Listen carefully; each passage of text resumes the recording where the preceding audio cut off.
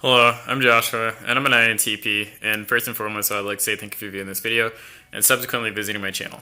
The topic of this video is going to be why INFJs are misunderstood from a phenomenological standpoint. What I'd first like to say is this, is that part of the reason why INFJs are misunderstood is partly because they're fairly open individuals, and their brains are going to experience loose associations and experience the phenomenon of transient hypofrontality more often than another person. And there are a few different names for transient hypofrontality. A lot of people think it is the flow state. I don't think that that's necessarily true. It's something that occurs while the flow state is happening. It means a downregulation of the frontal region. So this part of your brain tends to turn off. It tends to, well, not exactly turn off. It tends to have less activity. And when this part of your brain has less activity, the critical inhibitory aspects of the brain that tend to filter and repress the kind of loose associative thoughts that are part of your mid and your back brain and your lower brain, wherever the hell they're coming from, tend to quiet down. And so those things are able to come to the front of your consciousness and your cognition, and you're able to have the ability to think in leaps rather than logical deductive steps. And so that to me seems to be what typifies introverted intuition. And so introverted intuition is mostly a subconscious function. Now, given the fact that why are INFJs like this? Let's talk about that because I like why. Mostly, I think it's because INFJs don't like chaos. If I'm being frank. So to me, what INFJs tend to really have a problem with is the pluralistic or chaotic landscape of the world. When they look out in reality, they see a multitude of possible forms and impressions that take place. They're not really sure oftentimes what something can mean from an empirical standpoint. And what I mean by that is that you can take something literally for what it is, or you can take something for the way in which it's connected from a broad standpoint. So, because they're introverted thinkers, they're tertiary introverted thinkers, they know how to look at things in terms of the parts and how you can take something, break it apart, and analyze it in its individual segments and then put it together. You analyze it in its individual segments to understand it as its pieces, and then equate the pieces as they fit in terms of a whole. And that's how physics was done from the Newtonian and the relativistic standpoint. And it's how introverted thinking and extroverted thinking tend to deal with the world. It's a way in which they tend to deal with the world. Thinking in general, it's instrumentative, so it tends to break the world apart into little pieces, and then looks at how they function with respects to one another, and uses that to try and piece together some holistic understanding about things. INFJs, they can do this, but what they're more prone to do is to understand things from a contextual standpoint. And when I say a contextual standpoint, is they see the parts as they relate to a whole. And they're definitely holistic, and not holistic strictly from a new age sense, but holistic from the standpoint of their brain looks at the world and thinks of it as a rolling strip of context. All things exist in some revelatory context for them. It's pretty funny to me. It's just pretty funny to me. Not funny like ha ha funny, but like funny, amusing funny. In the sense that you can always take two approaches. What is it like for the world to be experienced from the person, from the vantage point of the being, the individual that's having the experience? I mean, that's not necessarily objective, but what they're trying to do is to parsimony the objective, because they think you can parsimony the objective world from that landscape. And the reason why they think they can parsimony the objective world from that landscape is because they tend to have loose associations and are prone to abstraction. So they're looking for some sort of order in all of that business, because if you look at the world in terms of the way in which it revealed itself to you, like without science, it's pretty damn chaotic. I mean, there seems to be patterns in things, but they're more like weather patterns, such that you can't really predict much about it from, t equals 0 to t equals 5. Once you get past 2 weeks of weather forecasting, and, honestly, 7 days or something like that, even with nonlinear dynamics, it becomes a bit dicey. Like, you can't know much about it for all eternity, and the way classical mechanics works, how things work from t equals 0 to infinity, man. Like, you can get a picture of the slices for all of time, but when you're looking at nature in terms of how it revealed itself to the being who is incarnate in the world, you cannot analyze that kind of data in the same sort of way, partly because life is self-organizing. So it's the case that small interactions across a landscape on multiple levels and dimensions make what you see in the world. The butterfly effect, that's the simplest way I can put it. That's the principle that the world runs on, like nature itself runs on. Whether or not something will manifest itself has nothing to do with what you, not everything, it doesn't have everything to do with what you directly observe. It's partly why, I'm just going to leave it at that. And INFJs are most familiar with that landscape. They're most familiar with the revelatory world from the standpoint of being, how it represents itself in terms of a ever so ebbing flow of context. Just one big ebbing freaking flow of context. But they want to act in the world. Like, they want to act in the world, and they want to affect and influence other people. So they have to do something with this mess, like, quite honestly. And so what they hope to do is to pull out aspects of a pattern that seems to be most universal. It's like this. So not in the same ways, like, not necessarily in the way in which an INTP does it, but in this way. So you know how sausage rolls are like, well, a sausage roll is a bad analogy.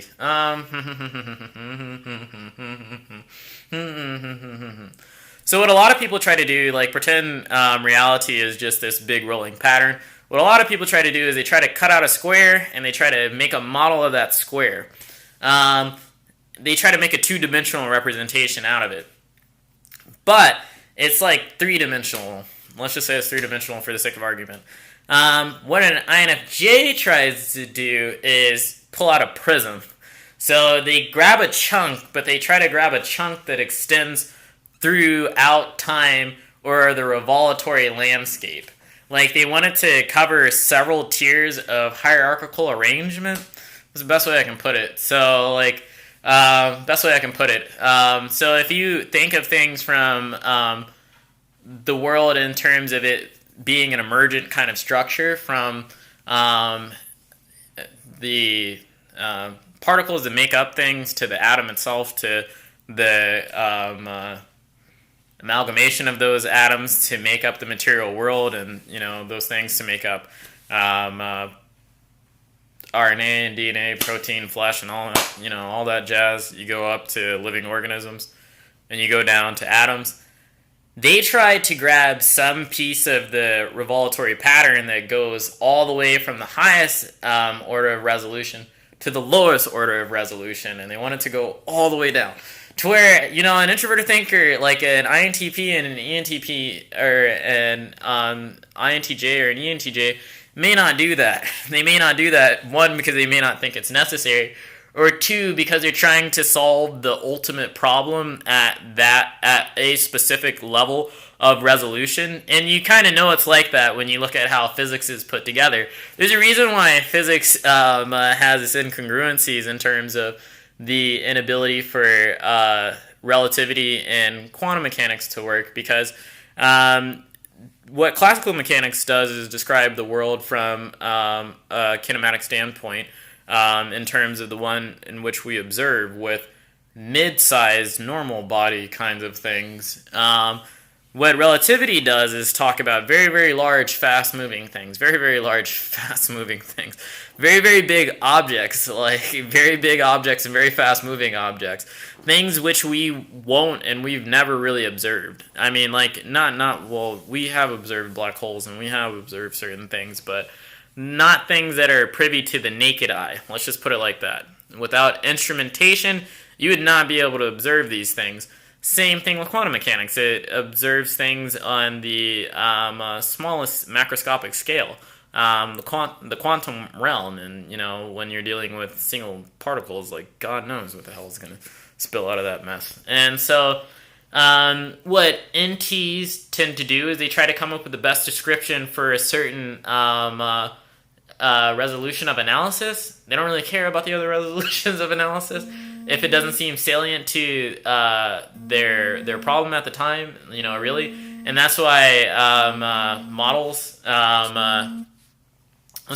tend to fall short, because they're very, very powerful for a certain description of the world. But once you go outside of that framework of that description, they stop being valid, or they stop being useful. Let's just put it like that. That's why you always need new theories, and that's why everybody's trying to look for a theory of everything. Well, an INFJ tries to come up with a theory of everything always. Like, that's always what they're trying to come up with. And because they're always trying to come up with a theory of everything always, they are just strange people, man. You know, they're strange. There's, you know, because a theory of everything can't really ever be segmented. So, you know, trying to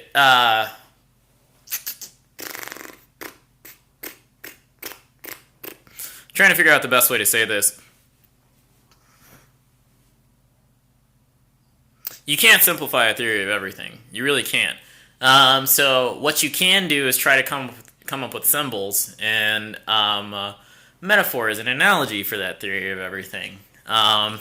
And so that's why they tend to talk in metaphors and analogies, and why they like stories and things like that, because they're good descriptive tools for describing that part of life, that because they want to capture what's a part of the world and what's also experience, what's phenomenology. And they want all of those things to be in some description of, or some observation about, or some why for something. May not be necessary from my standpoint, may not be necessary, it may not be the most effective thing to do.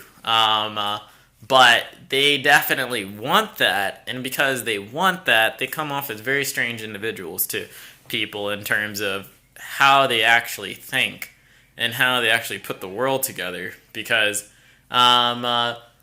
each person has the ability to think in terms of the instrumentative landscape and the qualitative landscape, or the contextual landscape, the lived framework of reality. But people tend to favor one way of one manner of thinking, or one way of processing the world over another. And it's certainly the case in America, or in Western tradition. We definitely prefer the instrumentative mode of thinking, to where you know, you look at Aborigines and indigenous people, they tend to favor the qualitative landscape, or the contextual landscape. And that's why the heck INFJs tend to be so freaking shamanic or transient, man, because you're like, where do you live? And part of the reason why they have that, like, where do you live feeling to them, not always, but a lot of them, not all of them, but a lot of them do, partly because they're trying to account for whatever it is that they experience, they see, and whatever it is you can know from an objective standpoint.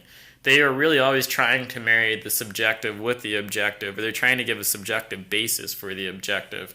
And that's like a weird mishmash of things.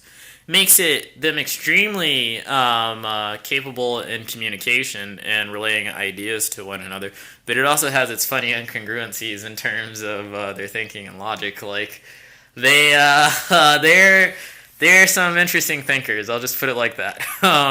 They're some interesting thinkers, and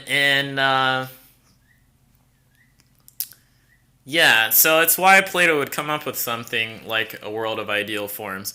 And the world of ideal forms is a pretty poor one in terms of from a scientific perspective. But it's honestly not. Part of the reason why it's honestly not completely, and part of the reason why it's not completely a bad scientific description of the world is because when you look at leaves, they all only have a limited number of shapes that they take. No matter what tree leaf producing like plant you're looking at. When you look at the shape of leaves, they're the limited number of shapes that leaves come in. No matter what leaf-bearing thing you're looking at, limited number of shapes leaves come in. And, you would think with the amount of infinite variety and all the randomness and chaos and improbable nature of reality that there wouldn't be these sort of organizing shapes and features to it. But there are. And so there are a lot of things that are like that. I mean, like even when you look at anatomical structures, you would think that there are 1,001 ways in which limbs could be formed, but there really isn't. I mean, you can have a lot of different looking types of limbs. You have a lot of phenotypic variation in the animal kingdom, but the actual overall topology that those things take does not differ very much from one another. And so on a meta level of analysis, when you're trying to look at reality from a cross-contextual standpoint, there are these forms, not maybe ideal ones, but just forms. It doesn't seem like, even though there could be 1,001 different ways things are expressed, reality doesn't seem to do that. Nature seems to be conservative and tends to like to use the same models over and over again. It tends to want to be consistent. There is a great deal of differentiation in nature, like a great deal of diversity, but nature doesn't seem to be diversity first. Nature seems to be homogeneity first, and it seems as if INFJs are trying to key in on this feature of homogeneity in natural systems, and they're trying to use that homogeneity that exists across the context of natural systems to describe the ways in which they tend to observe and see the world, or they're philosophizing, and that's where they tend to come up with their ideals. And because they tend to look at the world like that, people think that they're crazy. Because most people, who's going to do that? Really, pay attention to the different ways and different patterns that leaves make, man. I will, partly because I'm a physicist and I'm a scientist, but I get it, but a lot of people aren't, because that's a level of detail that not most people are going to even think to cover or pay attention to, because there are types of patterns that you can pay attention to in the world. The brain's a pattern generating machine, but man, there are types of patterns you can look at. Most people's patterns limit themselves to relational context. Most people's patterns limit themselves to certain context. Context determines patterns, and that has a lot to do with temperamental variance. But when you're looking at introverted intuition, also when you're looking at introverted thinking and a few other, let's just stick with introverted intuition.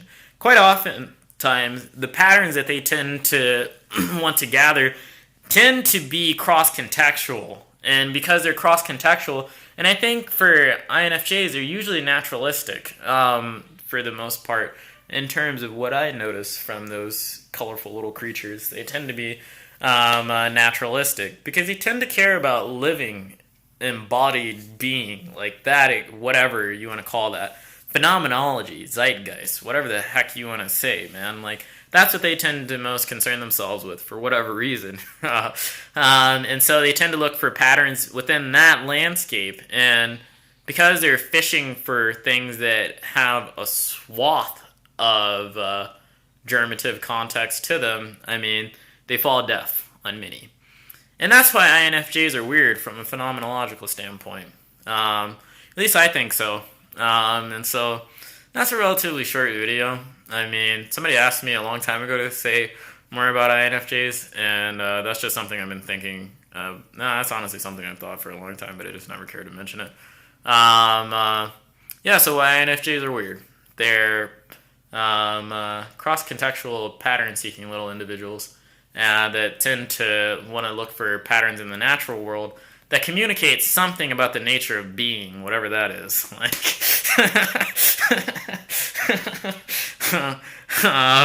And yeah, and because they're like this, other people think, well, where are you from, little fella? Like,